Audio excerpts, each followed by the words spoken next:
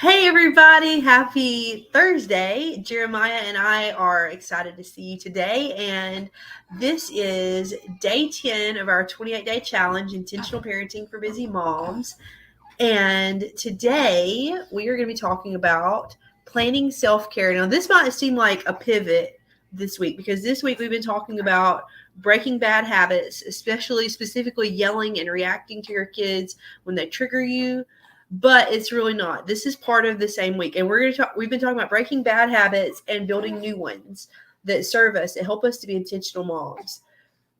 So I want to talk about self-care because it's so important, but it can be so hard. Okay, first of all, we can feel guilty for practicing self-care. And sometimes we don't know what our self-care truly is. And in addition to that, we can it can be hard just logistically to take care of yourself when you're taking care of literally everyone else in your family.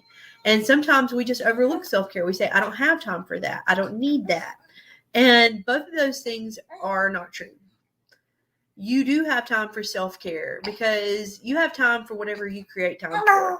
And I believe that as busy moms who desire to be intentional, it is so very important that on a regular basis we make time for some kind of activity of self-care that is meaningful to us so that it can help us to be the best versions of ourselves for ourselves and our kids. And if we're not doing that, we will burn out. We will burn out as moms. We will be more likely to react in anger towards our kids.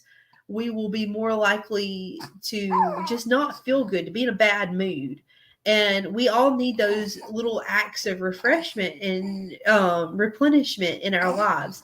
So when you're planning self-care, it's important. Like I said, sometimes I want to say this though. I think it's important to plan in advance your self-care, but sometimes you might need self-care on a day that you don't have a plan. You might really just need to change your plans and say, okay, I know I plan to do this tonight, but I'm really going to sit down and write in my journal or read this book or paint my nails or go outside and go for a walk.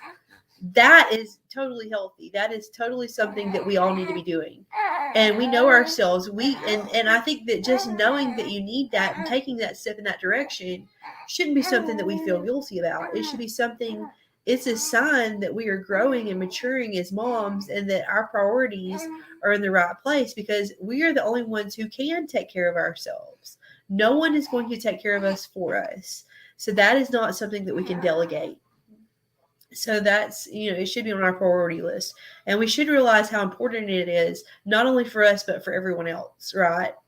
So I think that, and I wanted to include this video in this week's, and today for the challenge as part of this week because it's a very important habit that ties right into everything else we've already been talking about this week. And this is just a short video.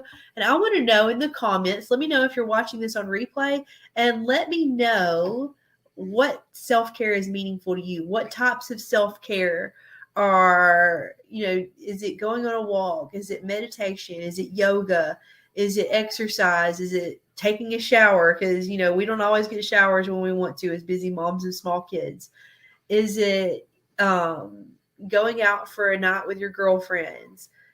Getting your nails done? Drinking more water, whatever.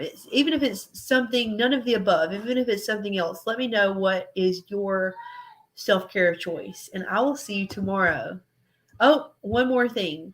Be sure to, if you have not joined my group, if you're watching this somewhere else, Survival Mode to Successful Moms Moving Beyond Trauma, I would love to